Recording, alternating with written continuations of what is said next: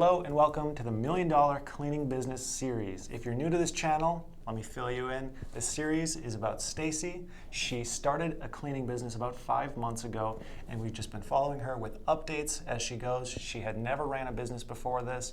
She went from being full-time employed at an office job to then being self-employed, and basically as things come, as updates come, struggles, successes come along, we do little updates on it. And today we have a really exciting update because Stacey has passed $30,000 in cleaning revenue, which is really exciting for only being in business for 5 months, and also considering that we're in the middle of a global pandemic for the last 2 months.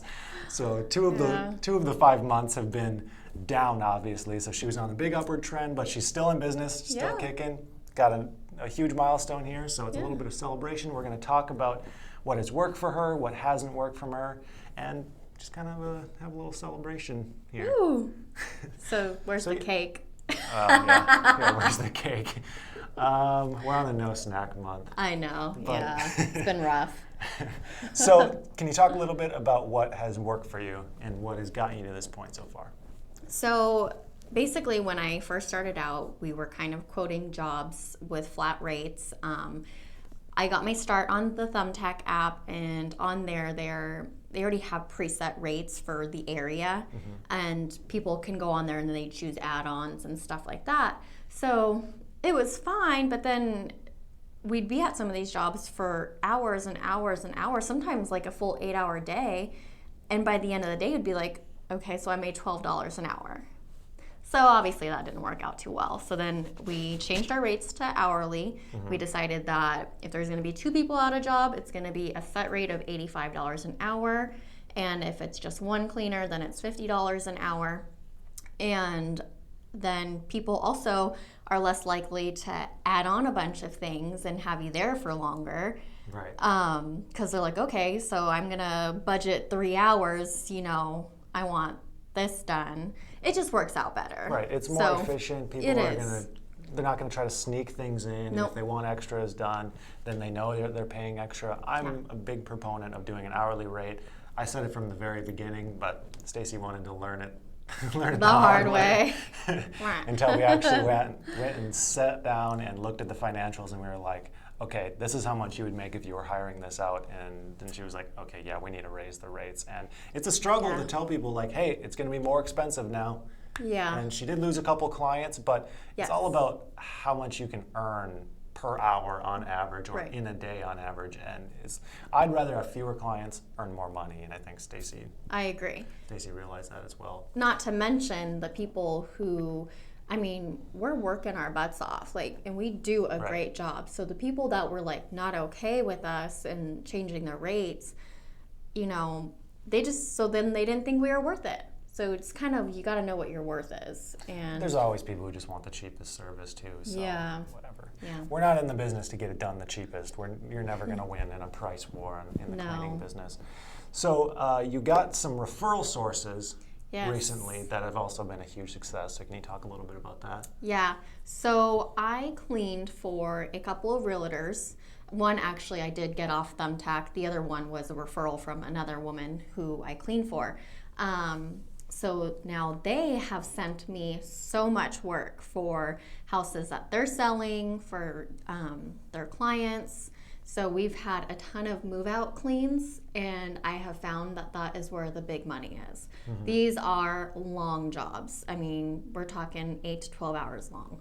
Yeah, I like these because they're long, and people are looking at that expense not as just an expense, but a return on investment. Yes. Yeah, they spend $600 to get their house cleaned, but they're going to be able to sell the house for an additional $5,000, $10,000, $15,000 having it detailed. Yep. So it's an easy sell.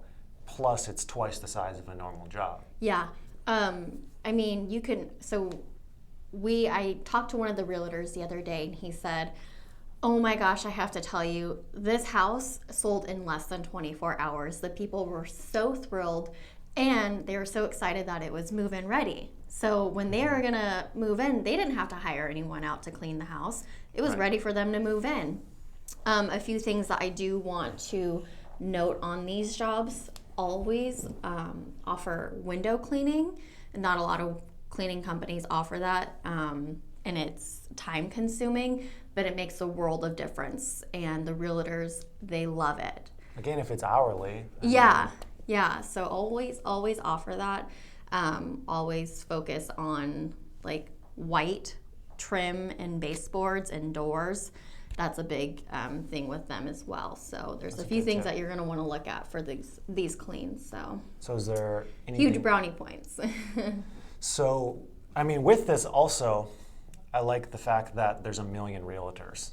Like if you find out that works, then you can just start calling realtors, showing up to offices where they're hanging out, like Keller Williams' office, or I mean, there's all sorts of different brokerages that have agents just sitting there in the office. You can just go and say hi. You can go to open houses. There's so many ways. They're constantly trying to talk to people and reach out to people and build up their networks. Yep. So it's really easy to get in, and then if you do a really good job for one, they sell their house for X amount of dollars more or sell it faster. A realtor's more worried about selling a house faster than for an additional $10,000, because if you think about it commission-wise, the difference between them selling a $300,000 house and a $310,000 house is pretty negligible. They don't really care. But they do care about selling it a week sooner. Right. Because that means they can get on to the next deal and move on. So it's really important to focus on what your referral source wants.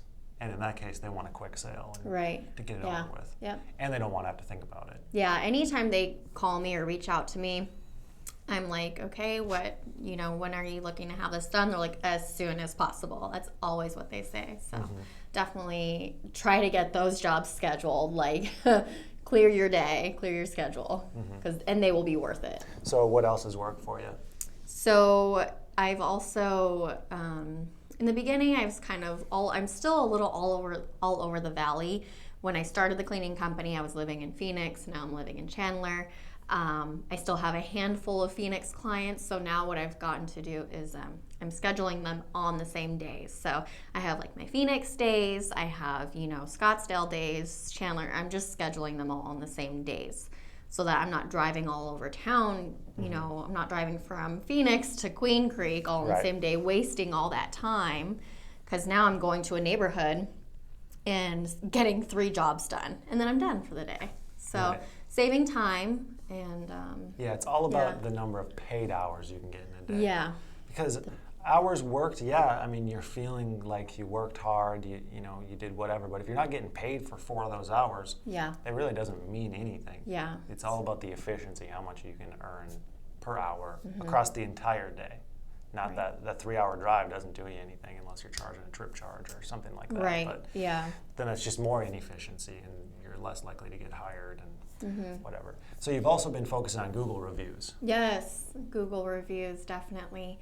Now that I've built quite the reputation and I have a good rating, I have like 5-star, I have so many great reviews, and they're all very detailed. And so now whenever people call me, the rate that I give them, they're like, okay, no questions. I know that you'll come into my house and you'll do a good job. Right.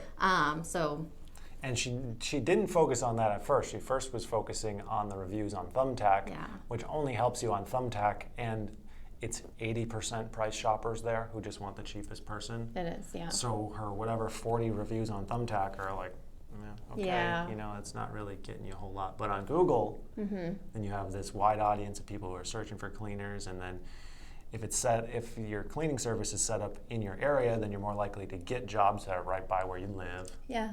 So there's a lot of pros there with like Thumbtack. Yes, it's great in the beginning just to get work through the door, but then you're all over the place, and then they don't want to pay as much. Yep. So. Yeah.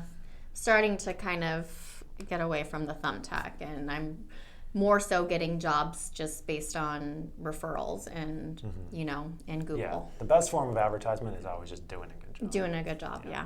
So is there anything else that worked for you?